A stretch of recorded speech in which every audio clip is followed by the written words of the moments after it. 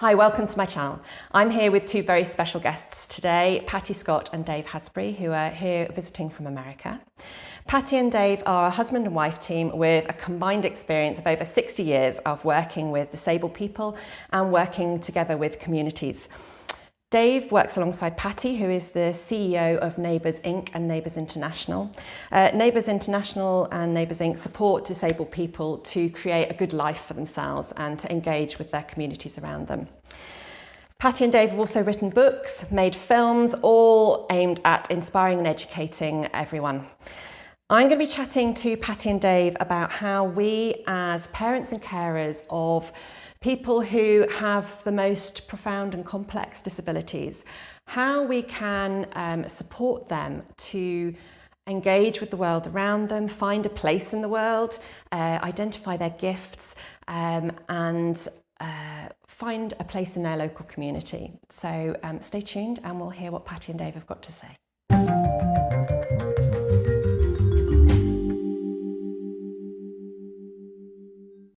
So thank you so much, Patti and Dave, for fitting me into your busy schedule while you're here in Scotland.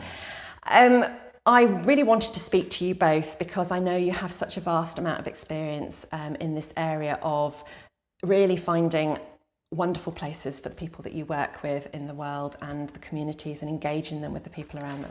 And that's something that's very personal to me too. And on a great day, I can envisage a wonderful life for my son where he'll have some kind of work, he'll have purpose when he wakes up in the morning. And then on not such good days, I find that a bit more challenging. And so I'm actually hoping, for me personally, this is going to be a really exciting conversation. I wanted to start off actually with a quote, which I believe comes from your website, which is that healthy communities make room for the full participation and contributions from all of its members.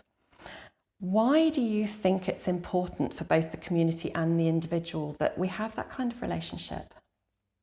Well, I mean, if we think historically, that's how we survived. Everybody had to find a way to contribute to the whole. And in times when we didn't have all the stuff that makes it easy for life to go on, we really got by making sure that we took care of each other, because that was our only survival mechanism. So I think it's built into who we are as people that we need to have that kind of contribution. And it just seems silly, actually, to design things in ways where contribution is left out. So the idea that a healthy community is one that actually brings all of what's possible together. I think that's what health is. Health is kind of everything working together and taking care of the parts that don't work as well so that they can add what they have to offer. And there's so many of us who have hidden gifts or things that aren't easily evident. And if we don't find those and find what people actually have to offer and to share, we don't have as much available and possible in our communities. So often there's things in people that other people don't see. But once they see them, once we create a space where all of that can be seen and appreciated and identified as the gift that it is, we have more to offer each other in the communities in which we live. And community, I think, I want to come on to defining gifts in a minute, but community as well, which is a word that we're using a lot here. What does community mean to you? Does it mean a small thing, a big thing? What is community?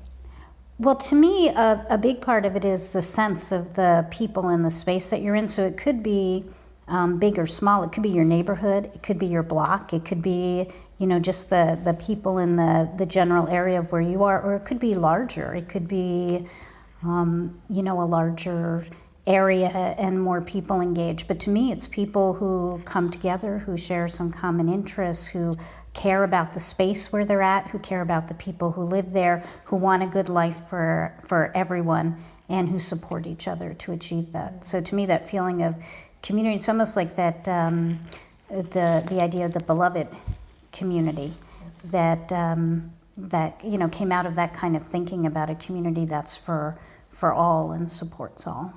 So that makes me think as well, one could describe a community as a special community where we have just lots of disabled people all living together, who are sharing a space. But that's not where we want to go, is it?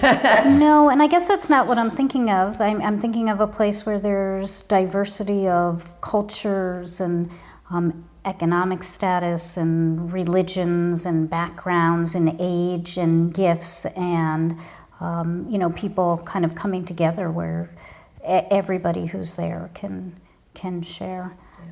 But no, and the disability communities that you're describing, they're typically developed by a system, a social service system or some kind of system of that kind. They're not organically grown communities of people coming together because that's where they choose to live or that's where they were born into. So to me, that's a different kind of thing as well. They are oftentimes places created to segregate people, and sometimes places created for the very best of reasons that still wind up segregating people, and that's not in the spirit of how I feel community. We're also talking about gifts, and I wonder whether gifts needs rebranding or redefining, because to a lot of people, a gift would be that you're a great violin player or you're academically gifted.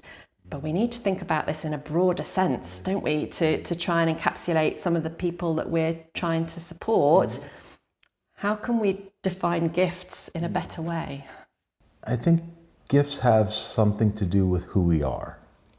And obviously we grow and develop, so that grows and develops as well. But it's something that is exchanged in contribution to someone else. Someone else receives something.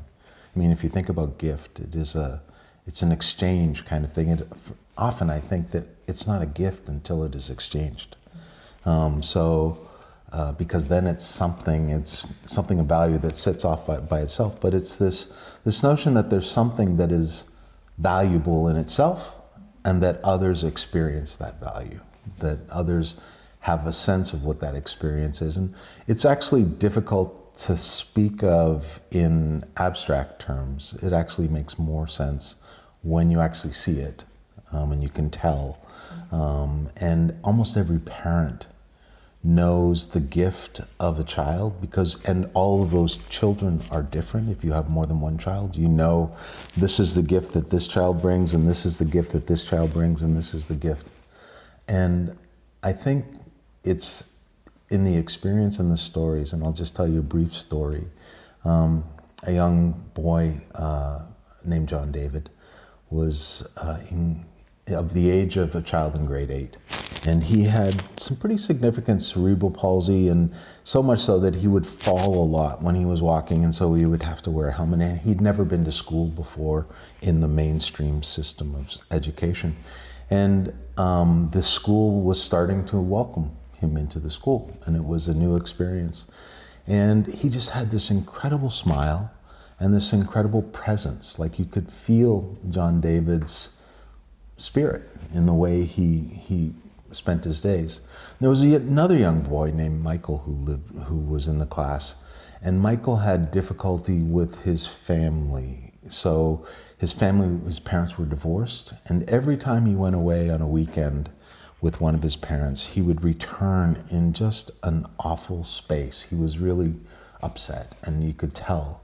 And after John David was in the class for a while, what the teacher started to notice was Michael starting to navigate towards spending time with John David on Mondays. And the kind of shift that was happening from the experience that they had together, and he kind of picked up on John David's spirit, and it actually grounded him. It was like clearly there was something about John David that actually gave something to Michael.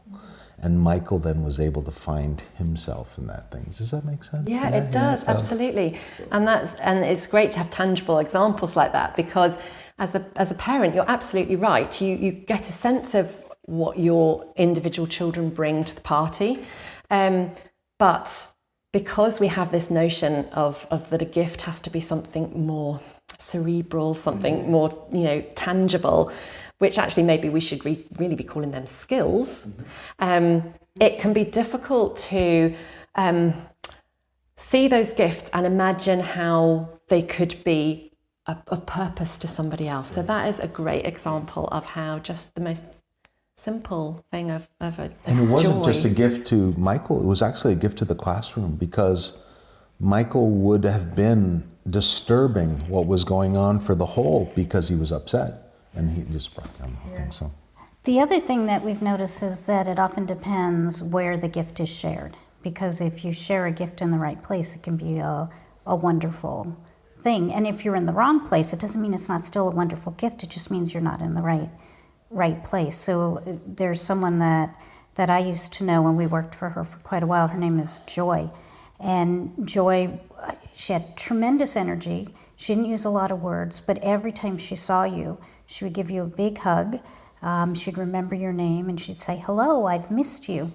And we were trying to, when Joy moved out of the institution, we were trying to find the right place for her to share that, because it made us feel good every time we saw her. And the first place we tried was a hospital, where she pushed the book cart around and brought it to patients, and she'd go in and she'd remember their names and she'd give them a hug, and she'd be happy to see them. And we thought she was cheering people up, and it turned out she was tiring people out, because these are people who just had surgery.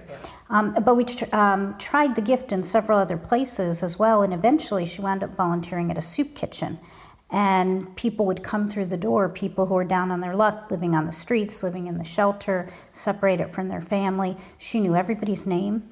She'd put down her spoon where she was dishing up the soup and run over to or the food, whatever they had that day, and run over to the door and throw her arms around them and say, "Joe, I missed you. How are you? I'm happy to see you." And it would make people's day. And, she volunteered there for all of her life. She was a volunteer of the year, and she made a real difference. But it's because that was the place for her to share that gift. So a part of it is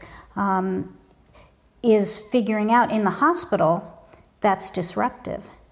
In the soup kitchen, that's a tremendous gift to people. So part of it is identifying things that are potentially gifts that you might not see as gifts in a different setting. And then part of it is finding the right place where people can express that gift, and where it's needed and wanted, and where it makes a difference.